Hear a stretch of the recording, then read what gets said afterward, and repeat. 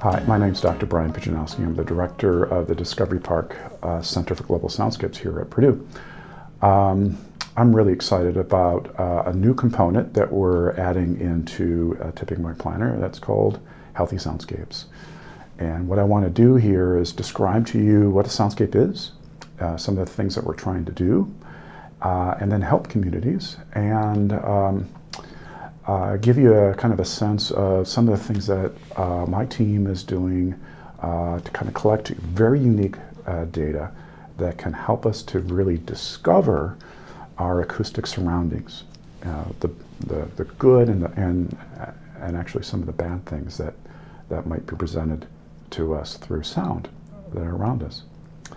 So I'm part of a global community, small, of ecologists that are studying sound and using sound as a measure of the health of a place, health of environment.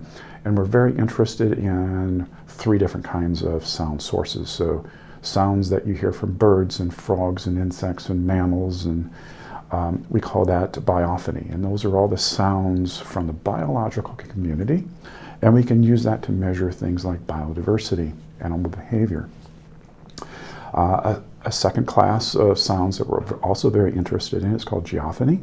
This is the sounds of running water, thunder, energy changes, phase changes. And so that tells us a lot about the ambient conditions. The animals have to communicate with wind and sounds of water in the background, and so they've adapted their signals to be present in that kind of background information. So we have the geophysical, the non-biological sources of sound. And then the third source is the sounds that we make. And some of that is highway noise, but also things like church bells and foghorns and things and sirens that are very important to us. So we're interested in all of these sounds at a place and how they influence us as an individual and actually as a community. And we're finding that there are very important parts of this, both in terms of the ecology, but also in terms of the human psychology. So what we're interested in doing here is exploring 3 different principles of planning using the concept of soundscapes. First of all, what we know we need to do, and there's been a lot of studies on this by the medical community, is that we need to reduce the noise that's occurring all around us, especially in the urban environment. These noise levels are oftentimes at very unhealthy levels. They increase hypertension. They interfere with the ability of young kids to study well in schools if it's noisy. So what we're trying to do is identify noise sources and map out noise in communities and say, let's see what we can do about reducing unhealthy levels. The second is what we're interested in doing also is looking for opportunities for people to kind of enjoy nature. We don't do that often enough. So where are there natural sounds in a community? Where can we go, and what can we do to protect these places? These are oftentimes very quiet places that you can go out and walk and recreate. And so we want to identify what those are in a community. And then third, what are some very unique sounds that really define a place, that people really feel emotionally attached to, that we might want to preserve? So for example, I travel a lot. When I go to Muslim communities, I hear Muslim chants in the evening. They're very beautiful. They tell me a lot about community, the value system. Church bells on a Sunday morning tell me something about community in the United States, and a foghorn along the coast tell me a lot about the conditions of the weather and transportation and safety. So all of those sounds are very important. We grow up with them. They become part of who we are.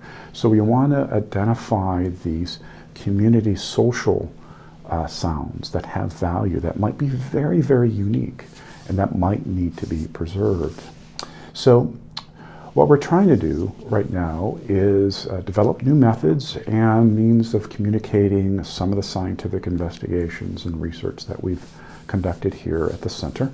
And so what we do is use our research instrumentation and record in different places around communities that we think help us to understand the natural sounds, the noise profile, as well as areas that might have tremendous cultural value. So we have sensors that go off and record and store information in very, very great high-level, high-quality data sources, and we bring them back to the lab and we can analyze them and pretty much tell you what the biodiversity level is, what kind of other sounds there might be, especially if it's the sound of a coastline, the waves lapping up against the shore.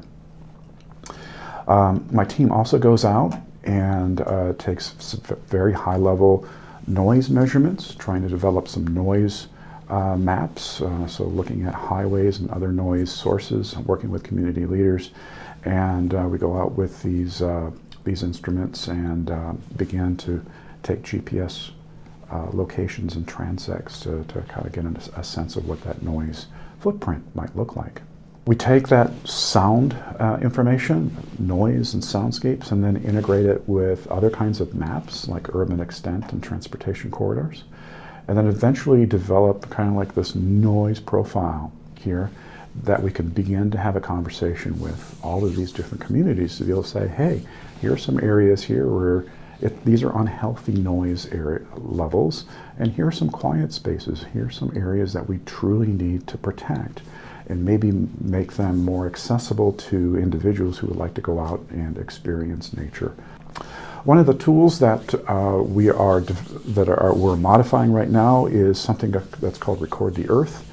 We're working with communities now to be able to kind of get this into the hands of people to go out and record their own soundscapes. What they do is they input some information for us that we can use as part of planning and part of science.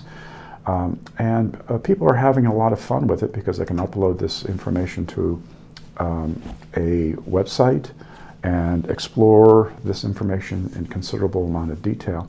So these are tools that have been developed outside of Tipping Point Planner with some other funding, a lot of it from the National Science Foundation.